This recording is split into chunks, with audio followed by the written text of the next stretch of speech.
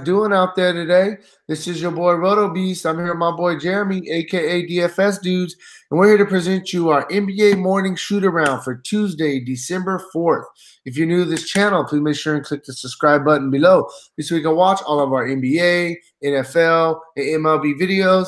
If you haven't came and checked out the website here at dfscheatsheet.com, you're absolutely missing out. We have all the tools to help you compete with the pros day in and day out, including a complete optimizer, tons of content, everything that you need. So make sure to come and check out the site, dfscheatsheet.com.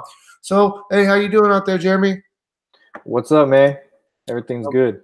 Everything's good. Another night, cash line absolutely crushed on Fanduel for NBA. Optimizer almost took down NFL Sunday through Monday. Slate came in 7th place on that.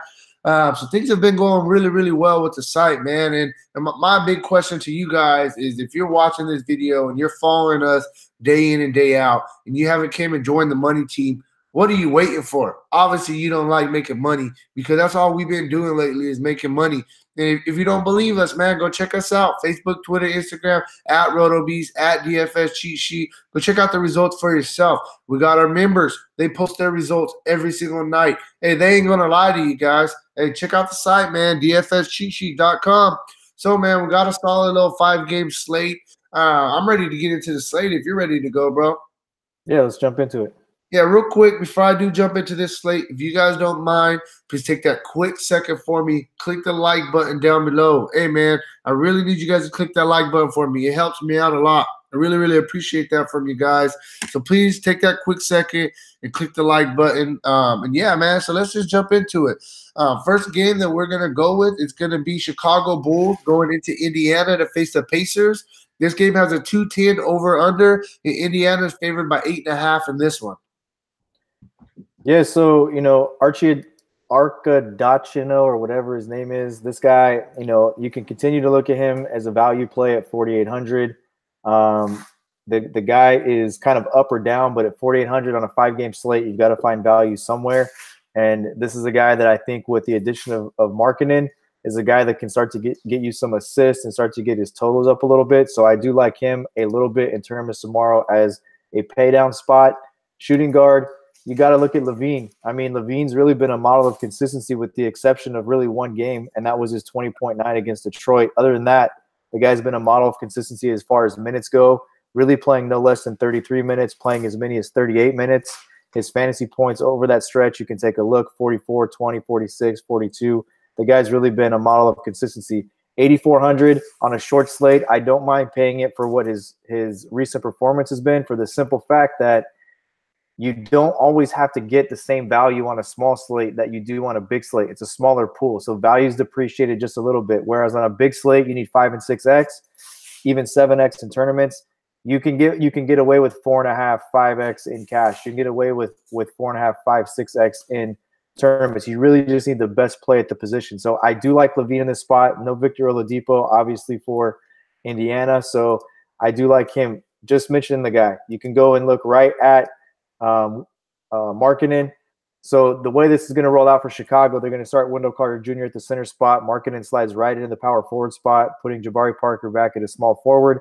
I really don't want anything to do with Jabari Parker with the addition of Markkanen. The guy will eat up usage. The guy can knock down shots, get you rebounds. 6,200 is what his price comes in at. But you and I talked before, I believe it was a Saturday slate when he made his debut, and I said I'm locking him in 150 lineups as my drop spot. I did. He got 20.8 fantasy points, and he wasn't a drop spot. He actually eliminated a bunch of other guys who were drop spot players as well. It allowed me to add 2 value pieces. I don't have any problem with this guy. If he's going to start and his minutes are going to start to uptick, this is a place where he can absolutely crush value. I really believe that. So you take a look at his first game back.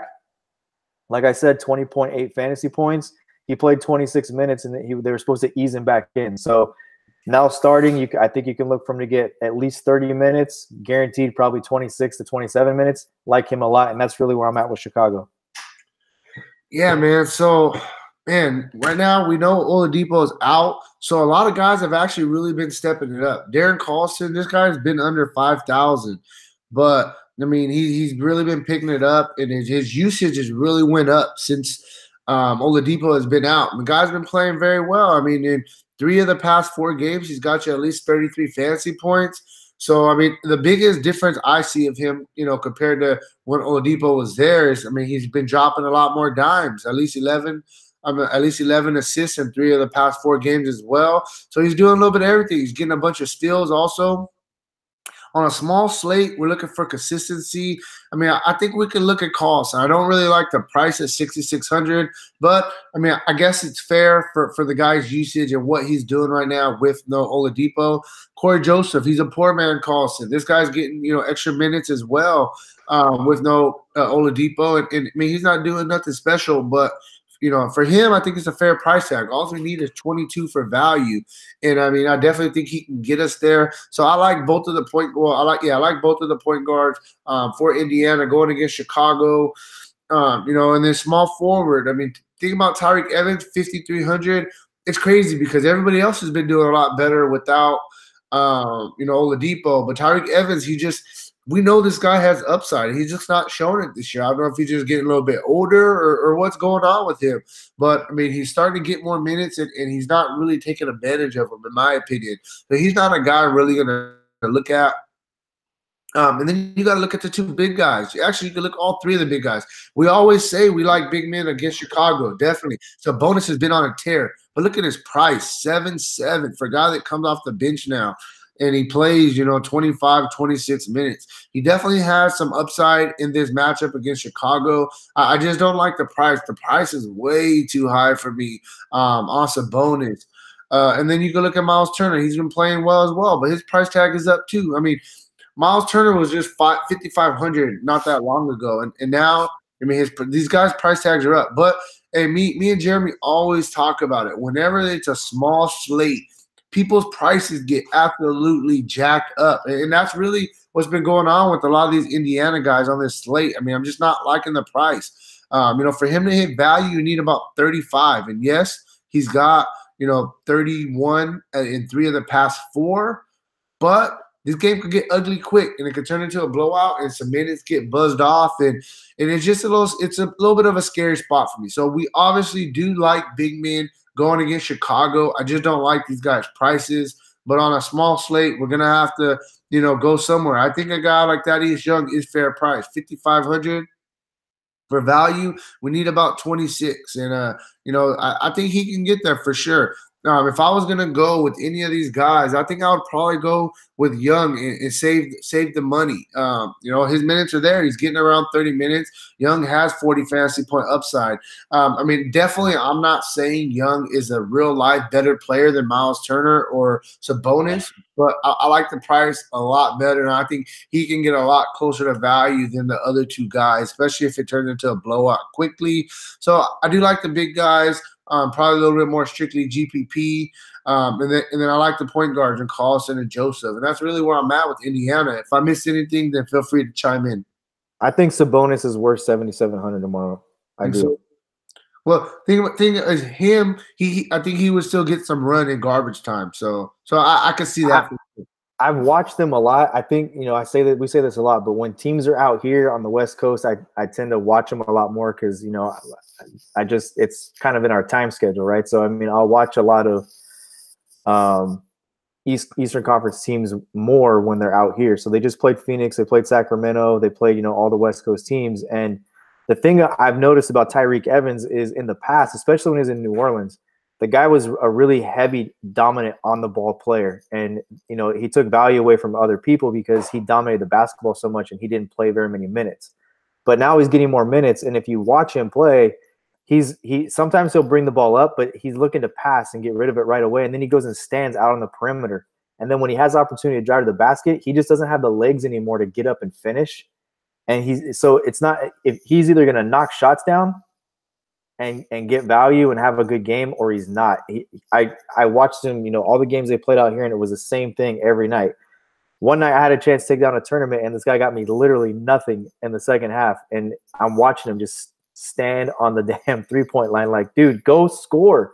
So that's kind of what's going on. Tyreke Evans. Oh, yeah, Evans is frustrating me That's what it is. He doesn't have the legs to finish like he used to, and he's really just like a perimeter player. Right.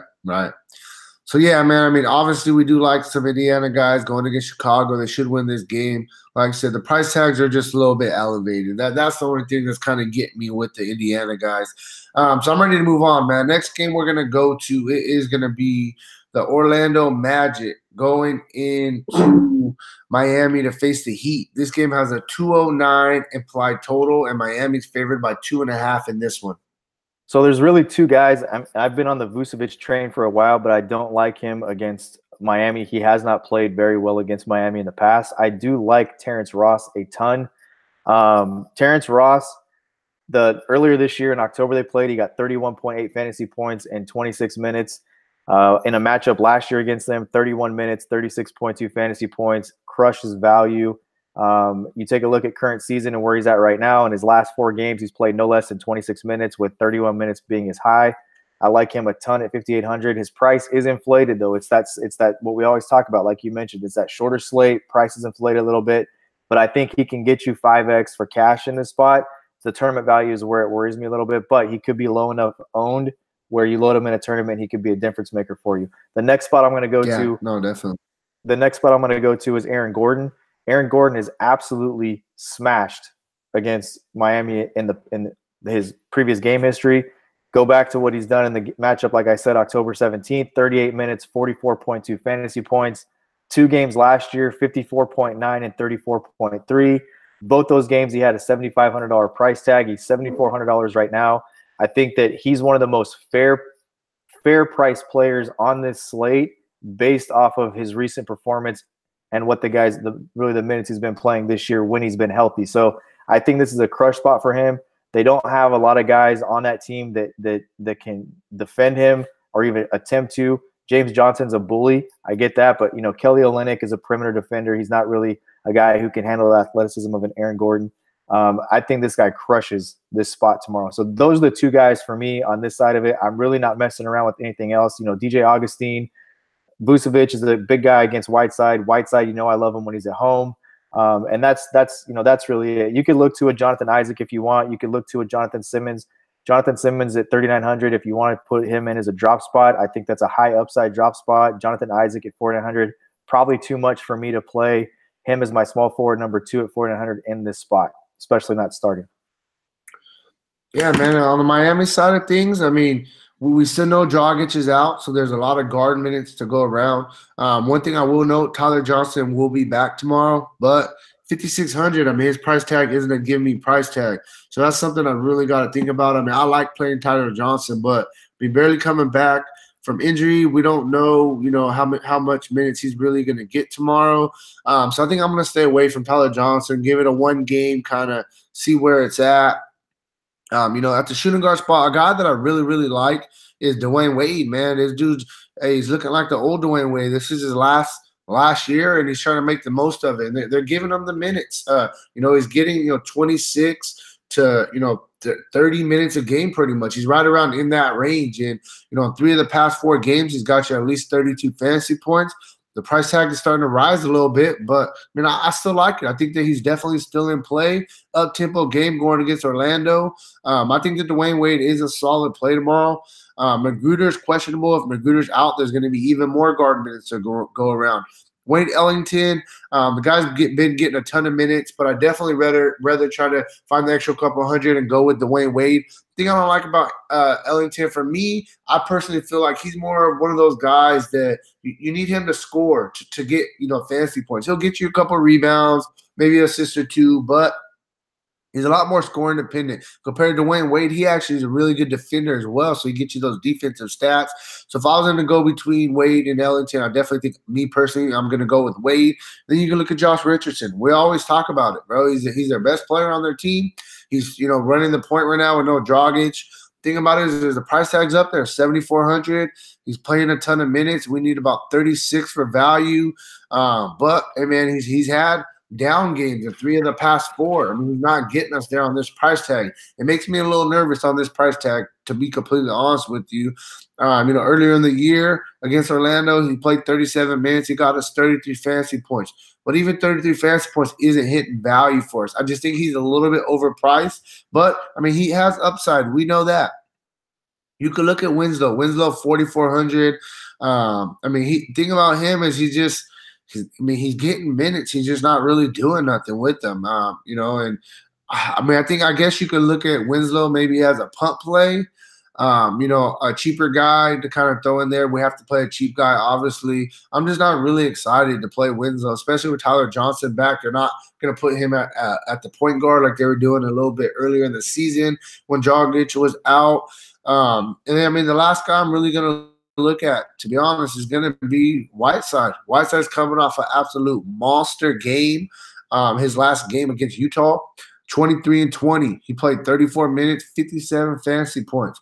Earlier in the year against Orlando, he played 33 minutes. He got you 12 and 18 for 39 fantasy points. So I think Whiteside's in a really good spot. We always talk about how good Vucevic is, but Vucevic is an offensive player. He's not a defensive player. So I think Whiteside could definitely eat in this spot. So for me, I mean, my top 3 favorite plays on Miami is going to be Dwayne Wade. I think you could probably look at him as cash, maybe Richardson because of the elevated price tag, strictly GPP, and then Whiteside is borderline cash GPP. Those are my favorite 3 plays on the Miami side of things. I'm just going to tell you guys right now, stay away from Whiteside tomorrow. Stay away. Stay away? Okay. 40. I mean, he'll get you 5x. So if you want to play him in cash, I think that he's fairly playable on cash. But the thing is, he's averaged 36 points. Last year alone, he averaged 36.6 fantasy points against Orlando. One game this year, 41.6. Nothing really special on this slate. And then I know we always hound Vucevic, and that's what we've done early this year, but I've been on the Vucevic train lately for one reason. I mean, the guy's numbers are out of control. And you just take a look back to his last game was on the 30th, 25 points, 15 rebounds, a block shot. He's getting like at least 1 block shot per game, and his rebound numbers are insane. 15, 8, 12, 15, 8, 18, 10, 13. So if he's getting that kind of production, I think that you kind of default to the basic rule, right? You've got Vucevic playing defense and playing well around the basket. You've got Whiteside not playing well against Orlando in the past, and then your rule is 2 big guys like that going at each other under the basket. Stay away because they're going to get in foul trouble. Right. No, it's absolutely true for sure. So I'm ready to move on, man. Next game we're going to go to, it's going to be Portland going into Dallas to face the Mavericks. This game has a 220 over-under, and Dallas is actually favored by 2, which was a little bit surprising to me. Yeah, look, for me, I mean, Evan Turner's probable, so he's going to come back, so that kind of diminishes any extended run you might get out of a Mo Harkless like we got the other night. Unless they're going to just, completely just, knock down the minutes of Evan Turner. Evan Turner's too solid of a player for that to happen to. He's a really good defender. He's been averaging 26 minutes so far this season. I don't see why that stops. So he is probable. But for me, the only place I really want to look is Lillard. I mean, Lillard's been really good, but here again, $9,900 for a guy who probably is the $9,000 player right now. But this is the slate, and it's a short slate, and we've got inflated prices. But if I'm going to pay up tomorrow at a point guard position, I do like Lillard a lot. Dallas is seems like half their team is a game time decision. I really don't want any part of playing anything against a Wesley Matthews, like a CJ McCollum, who's really dependent on scoring.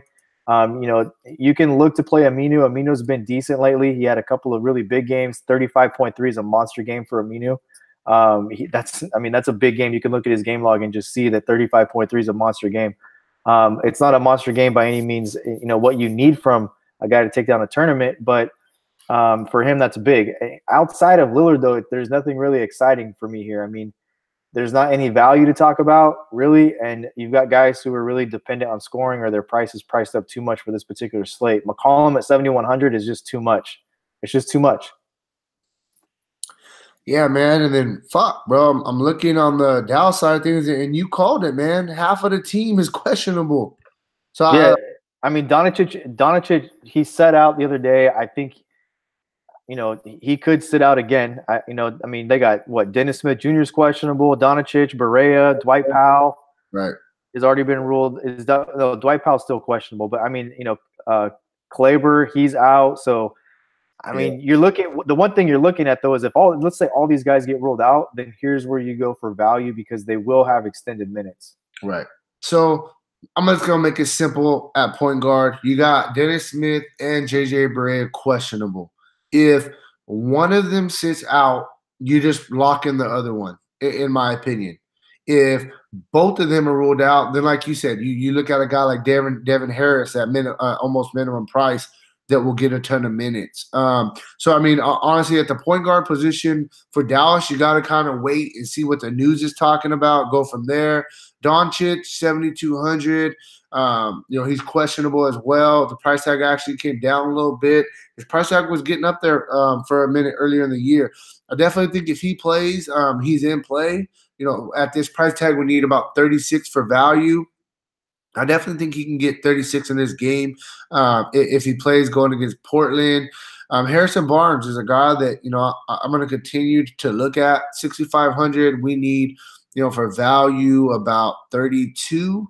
And he's got you, 31 in 4 of the past 5. He's really starting to pick it up, kind of starting to find his groove. He's been scoring the ball very, very well, playing a ton of minutes. So I like a guy like Harrison Barnes on this slate going against Portland.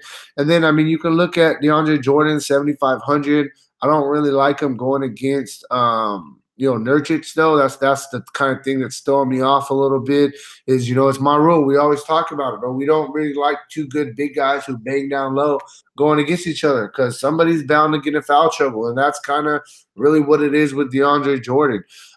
So I'm in all honesty with this Dallas team, there's nobody that's really, oh my God, I really want to play this guy tomorrow. I'm really just going to kind of take a wait and see approach, see who's in, who's out, see if we can find some value, and then just kind of go about it that way for Dallas. Yeah.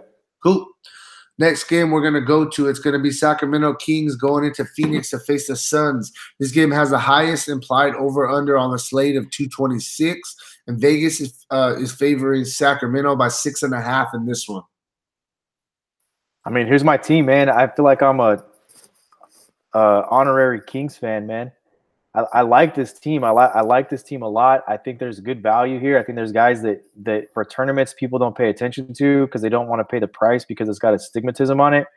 But, you could start right at the very beginning with De'Aaron Fox. I like him at 7,900. I like him below the 8,000 price point. You could take a look back at his previous game history against Phoenix, and you see that last year he had 2 very decent games where he had 37.3 and 39 fantasy points.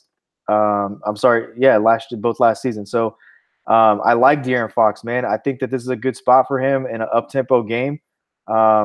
You could also take a look at Willie Cauley-Stein. Minutes seem to be back on the uptick after playing 20 and 23. He plays 31 and 34. I think those minutes are dependent on the injury status of Marvin Bagley. But in his last 2 games, Willie Cauley-Stein puts up 37.1 and 30.5. I think he's playable here. I just don't know. I think the better guy to play is on your side with 8 and at 6,800. But Buddy Hield, another guy you could look at. Buddy Hield and De'Aaron Fox are playing extremely well together. You could also take a look at playing Shumpert. Shumpert's 3,800, probably one of the other guys on this slate that's really fairly priced for what he does. And I think this guy's a premier drop spot on a 5-game slate with Sacramento on it because of the fact that he has huge upside. He can knock down threes. The guy can score the basketball, and he's their best defender. By far, he's Sacramento's best defender. So I think he's probably one of the top drop spot plays. But outside of that, you got to pay attention and see what's going on with Marvin Bagley. A guy that I like a lot is he listed as a center? Where is he listed at small forward? Yeah, Troy Williams, man. I like this dude a lot. $3,500 if Marvin Bagley is out. You can see he put up 17.6 against Indiana, the Pacers. That he put up 17.6 really in the 4th quarter because that's when Marvin Bagley went out with the back injury. I like him in this spot too. If a lot of guys were on Henry Giles. Henry Giles, 4,100, another guy you could take a look at. But again, you see he got 0 run on Saturday. So, for me, De'Aaron Fox and Buddy Hield are the top plays. I think they're extremely good plays. I think this is probably ends up turning out to be the most exciting game on the entire slate. It's two young teams that get up and down the floor, don't play a lot of defense. I think this will be a really fun game and probably the best game on the slate, and I'll have a lot of exposure to it. Yeah, man. So on the Phoenix side of things, I mean, it's tough. So now you got Booker's out, their best player. You got TJ Warren, who's probably their second best player, him or Ayton. Both of those guys are out. Those are their main two scorers. So there's value on Phoenix, but I mean, it's not like give me value. Perfect example, this guy Kobo. I mean, he's not minimum price. He's 4,700. So for value, we're still going to need about 23 for him to hit value. I mean, he had one good game. He played 31 minutes, had one good game where he scored 19, but he doesn't really – and he had 3 steals. It's kind of an outlier. He doesn't really do too much. The past 2 games, he's still got 28 and 29 minutes against, 2 teams that are good matchups for him in Orlando and L.A., and he didn't do much with the minutes, 7.2 and 18.8. So he's a guy I guess you could look at for a little bit of upside. But, I mean, I'm not really going to be looking at him personally at a 4,700 price tag. At the shooting guard spot, I'd probably rather look at a guy like Jamal Crawford. 4,000, you need 20 for value. He's starting to get minutes. I mean, all their guards are going down, so they need some scoring. And Jamal Crawford, we know the guy can score the ball. We need 20 for value.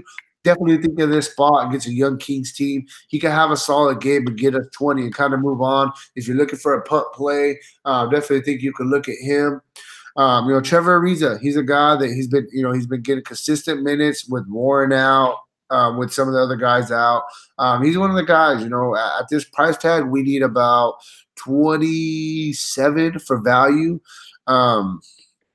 He's a guy like he doesn't score the ball. I mean, the thing is we need 27, and he's got us 27 2 times in the past, 6 games. So it's not I really, really love this guy, but we got to place some people on this slate. And I think that Ariza is in play. This guy Bridges, I mean, he's going to be good in the future, but right now, this guy can't score the basket for shit. I'm not really going to be looking at Mikal Bridges. A guy that I do think is interesting, though, Josh Jackson. We've seen it all the way coming from last year. Whenever this guy got minutes, he's a good player. He could score the ball. He's a good defensive player. 5,600, I think that you could look at him in this matchup. It's all about minutes with him, but everybody's out. And he's one of the young guys that they're trying to develop. So I think that he's going to get some minutes. I definitely think you could look at him. I mean, his price tag started creeping up a little bit as well. But, I mean, I think he's one of the guys that I really like on the Suns. And then you talked about him, the guy Ayton, 6,800. He's been very consistent on the season for the most part. And they need some extra scoring with no Booker, no Warren. So I think Ayton is in play. It's going to be a back-and-forth game like you talked about. So for me, I mean, the guys I'm really, really looking at is just going to be, honestly, you can look at Ariza a little bit and GPP, Josh Jackson, and Ayton. Those are honestly my favorite 3 plays on the Phoenix side of things. I think there's 2 guys that are in crush spots, and I think Jamal Crawford is one of them. Yeah, I like Jamal Crawford. And I think that Ayton is another one. I think that Ayton is in a great spot here. Right. Jamal Crawford, you look, he got 17 minutes in the Laker game, and Booker played in that game and then left, right? So the game Booker didn't play in was the Orlando game, and Crawford got 31 minutes. So that's a spot at 4,000. I mean, honestly, I think in tournaments tomorrow, you could load up at your shooting guard to be completely different. You could load up Jamal Crawford and Iman Shumpert at your shooting guard spot and then pay up somewhere else and make yourself really, really different in tournaments. Yeah, for sure. I agree. Like I said, I do really like Crawford as well. So let's move on to the last game. Last game we're going to go with is going to be San Antonio Spurs going into Utah to face the Jazz. This game has a 214.5 implied total, and Utah is favored by 6 in this one. Yeah, so, I mean, look, there's only really a couple spots to look on the San Antonio side of things. I mean, you can look to play these guys, Derek White and Bryn Forbes, if you want to. If you're looking for a pay down spot, they're GPP plays only. I'm not really interested in either of their 3-point guards, White, Forbes, or Mills. Shooting guard, DeMar DeRozan's a guy that I'm interested in tomorrow just because of how high his usage rate has been, in his recent 4, 5, 6 games. The guy is a natural scorer, for one, and this is a team that struggles to score the basketball and struggles to score a lot of points. This is a blowout spot, if you want me to be honest with you. I don't have any idea how San Antonio can stay in a game with this Utah team. This Utah team, they're not the same team defensively they've been in the past, but this Utah team, at least on paper, is way better than the San Antonio team is. They just got the doors blown right off them by Houston a few nights ago. I just don't think this San Antonio team is very good. Aldridge at 8,000. Here's the thing with Aldridge. This is where his price, like, it kind of stays. I don't mind actually. I think he's actually more fairly priced on this short slate, on a slate where guys are typically priced up, than a lot of people are. So the only thing is he's going to be going against Rudy Gobert, right? And Rudy Gobert's been a monster in his last 4 or 5 games. So I don't know how much interest I have in Aldridge. You're going to have to find spots to pay up for because there is going to be a lot of value, especially if the Dallas players are not playing. We already know the guys are out for Phoenix. So, this could be a guy you pay up for. But I think Aldridge is a tournament play only tomorrow just because he's so inconsistent. And, I think that DeRozan is as well. They're inconsistent. You don't know if they're going to get blown out. They're not very good. Yeah, man. And then, on the Utah side of things, there's a couple guys I'm really liking. Rubio, 6,900. The price tag's up a little bit, but I still think it's fair for what he's been doing, man. The guy's been playing a ton of minutes, for the most part. And he fills up the stat sheet. He does a little bit of everything. I always talk about this with Rubio. When he's hot, when he's has a night where he's shooting the ball well, all that good stuff, he has monster nights because he's always going to get you 4 or 5 rebounds. He's always going to drop some dimes, get a couple steals. It's all about scoring. When he scores, he has really good fantasy nights. I definitely think, small slate, 6,900. I think he's a fair price. I definitely think you can look at Rubio in this spot. Donovan Mitchell. This is the guy. I like him, and he's had a couple good games since coming back from injury, but his price tag is way up there, 8,500. We need 42 just for value, and that's scaring me. That scared me. His price is a little bit, more expensive than I really want to pay for him. I definitely think he is in play, just a little bit more of a GPP. Joe Ingles, guy, 6,000, 30 for value. He's a guy. He does a little bit of everything. He gets he gets a bunch of steals as well. That's what I like about Joe Ingles. I think that he's in play. I like, some of these Jazz guys. I just think that they're most of them are more GPP plays. Eagles is definitely in play though. Derek Favors, 5,300. Derek Favors is a good player. The problem is they don't give him the minutes. So I'm not really going to look at Derek Favors. Maybe throw him in a couple GPP lines. He's fair price at 5,300. But I just don't want to play a guy where I don't know that he's going to even play 20 minutes. That's what scares me on Derek Favors. And then how you brought it up already. Gobert has been on absolute fire lately. He's got you 45 fantasy points in 4 of the past 5. We've been talking about it all year. We like centers. We like big men in general going against the Spurs. Aldridge is not a real center. I think this is a spot where Gobert can absolutely crush once again, keep his streak going.